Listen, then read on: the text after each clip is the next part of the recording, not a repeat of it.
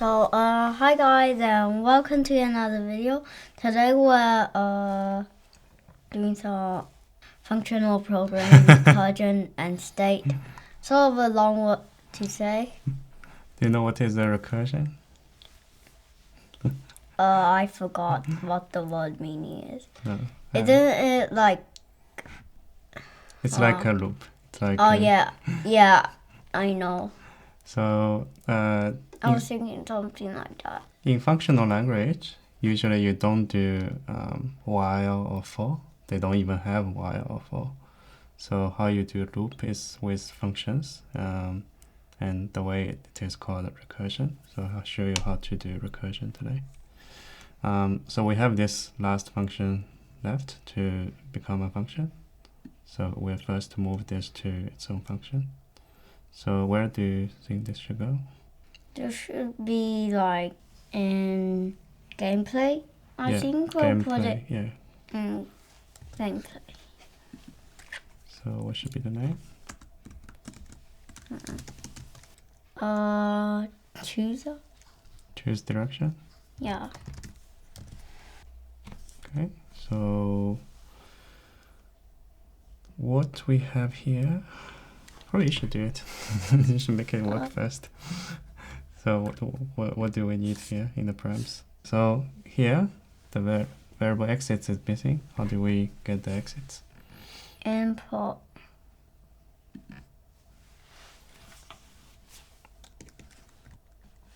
The exits is from outside. So when you call, the input should be here. Gameplay. Right. Cut that part out. So this is like we pass the exits from last function to here, and then inside we have that. I don't know.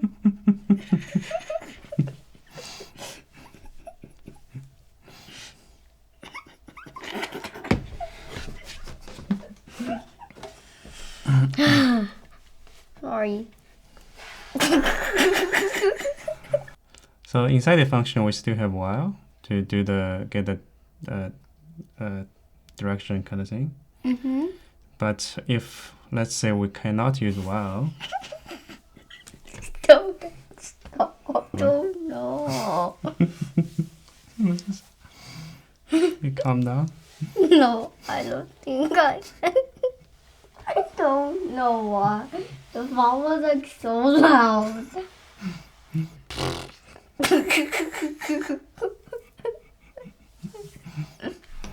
A few moments later. I just show you how to do it. So basically we get the input direction from user input, right? So don't think about anything about while. So if the direction is in the exits keys, we want to return the direction, right? So that way, so just assume the user put the right input, we will return the direction to outside. That's easy. So the while we put here was to handle when the user doesn't input the right direction. We want until the user input the right direction, we continue to give the direction to the outside. So here, if the user doesn't get the right direction, we will say this, and then we want to do this all over again, right? We want to do the input and check, and then if it's yes, go to here.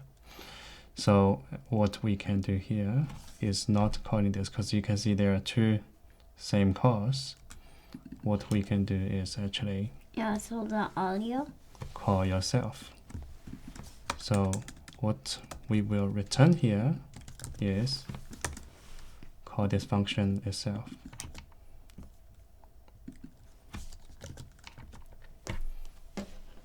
That is a recursion. When you call yourself in the function itself, That's something we call recursion, because you can call yourself again and again. It's like a loop going back to the beginning, right? So when we call the function itself inside the function, that's a recursion. So this way, when that's why we have to put the return here also, because when you call this function, it will go all this, it will give you the direction back. But still, if you don't put the return here, it's not going to return the final direction back to outside. So you will put a return here until in one of the loop, it returns the right direction that user inputs. Because in our title, we also said there's a state. So the state is something you passed into your recursion again, again, again. So here the exit is some kind of state. So because inside a function, in our scope talk, there's a global scope, there's a function scope. Inside the function itself, you cannot get the stuff from outside, right? So you have to pass some kind of state to maintain that state. That's why it's called state. So it's like inside the function, you have something keeps looping in your function that gives you the information that you need. So this is a small example of recursion and state. So we still have a big loop while here. If you want to make this whole thing a function and call itself, so how are we going to do it? We want to change this while loop into a recursion. So we don't need the while? Yeah. Oh. Well, you need to define function first, right? Yeah. So what do you want to call this function?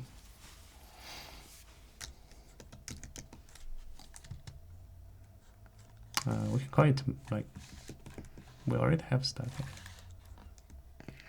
Maybe just call it main. So usually in a project, you have a function that called main. It's like our file name, main.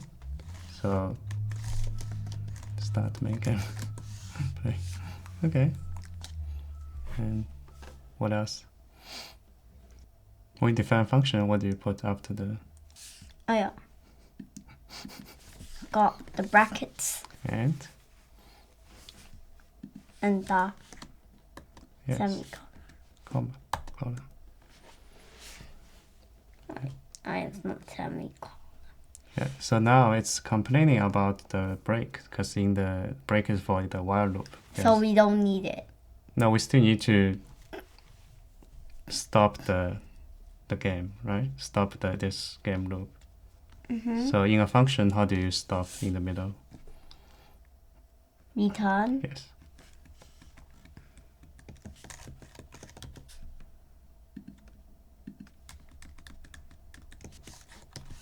Yep. So we're still missing another thing, because we need a loop.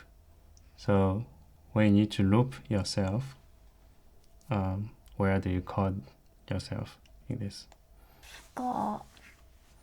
Usually it's at the end, because you finish everything, you want to go back to the start. So here it's actually the case. So you basically at the end, after everything, you call yourself. Yeah. Let me see how to do that. Is it here though? This is when you win, you return. You break the loop, you don't want to go in the loop again. Oh. So it should be outside of everything. At the end, you go back to the beginning. Yeah? Make sense? So this replaces the while for you. Make sense? That's it. You can have a try. Oh.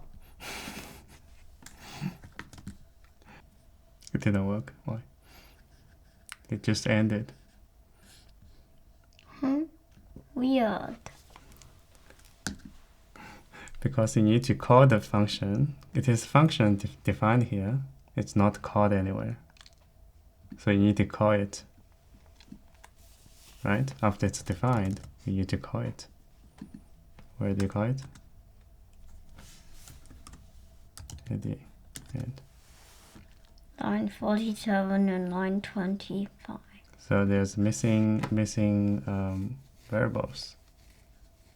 So like the survival rounds, it's from outside. In the inside, they cannot get it. So that's what we call the state, right? So you need to Write it here. write it here. So do you feel like there are a lot of things you need to pass in? Is that right? There are survival rounds, there are current room, there are player sanity, there's a lot of things. It feels very tedious to do all those things in the parameters, right? Is that right? So what we can do now is to make this actual state. So what we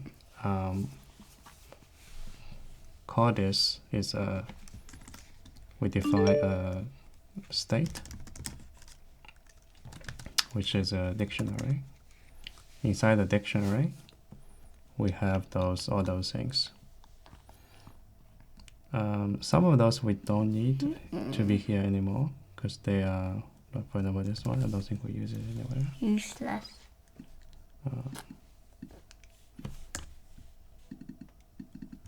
Room count. So a lot of things here can be replaced with much easier ways of doing things. So for example, this room count, it's only used in here once. We can just do it like this, and this can go away.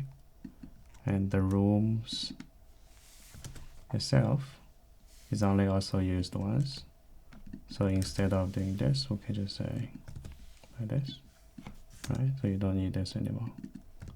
Directions no longer used because we moved this into other modules and functions, right? So this is no longer needed. Hammer fast, do we need it? No, because we already moved. Difficulty, I think we need it. We only need the difficulty for the player sanity here. So the difficulty itself is not needed, right? So what we can do is move it here. So we don't need this. Yeah? We're merging a lot of things, like playing the merging game. Yeah. So current room, we do need it. Survival rounds, we still need it. So here we only need those 1, 2, 3, 4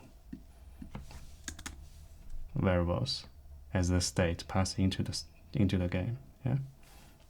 So what we can do here is make this state as a combination of all those things together. So inside here, basically we replace this with that. That's a lot of arrows. So those need to be. What? Why would you make them strings? Yeah, that's a dictionary. So dictionary, the key usually is a string, and the value is whatever the value, right? So that way we have a single state that can be passed into the gameplay. Yeah. So here, when we start the game, we just need to say start game the state, and inside all those places, we just say state dot current room, state dot player sanity. Delete it. Do it that way. Is that my Python? I've got bad Python grammar. Yeah, I think that's the case. I have to change this too. So that's how Python calls the dictionary. It's not with the dot. It's with the square brackets. I'm not good at Python. Don't you do Python at work? No, we don't use Python. What? You JavaScript? We kind of use JavaScript a little bit, but not Python. Then what do you use? We use Elixir, which is a pure functional language. Oh, is that harder than Python? Much harder. Even harder than C+. So see, so after we fix the way the dictionary works, all working now. Wait, what if you just write down 4 words? Ooh. I'm dead. Why? Get Oh. hit by something that's very, very strong. Okay, so makes sense. So a little bit summary. So what we learned here is recursion. So basically it's the function calling itself instead of in a while loop or some kind of for loop. So the good thing about this is it's very clear. Like whenever you want to go back to the start of a function, you just call yourself, and then you, if it's in the middle of the code, you do a return or something, and then after that, the other code doesn't work. Or sometimes in the middle of the function, you can do that recursion, and then until you get to the stuff you want, it's basically like continue, right? So you break the loop, go back to the start, and from the middle, you do everything else again until you're satisfied with some kind of condition in a if-else kind of scenario. So also what we learned is that in the loop, because the scope thing, when you call the function next time, you will not have the same variables from the start function you're calling. So that's why we're passing everything we need into the next function call, which is called a state. So the state is maintained in this kind of loop until everything is end. So I think that's it. So currently your project looks more functional because you don't have, you have this state still outside, but we can change it to even just like this. So that way you don't have any variable in the main scope anymore, right? Everything is in a function that's in clean kind of state. So is it done? Yeah. So there's no side effects or anything is changing the global kind of scope anymore, right? So at this point, you pretty much done most of the things about functional programming to this game from like the procedural way to the functional way. Maybe next episode we will teach you the last trick or technique in the functional programming to make this cleaner. Then are we gonna do anything else? And then we will publish this game to public. Yeah. So there one more episode about functional programming, and then we will do an episode to publish this to the public. Okay, Okay. I want to put down some more difficulties. That's something you can do during this week when you have I want to do it today, now. Yeah, you can do it today. Bye, guys. Bye.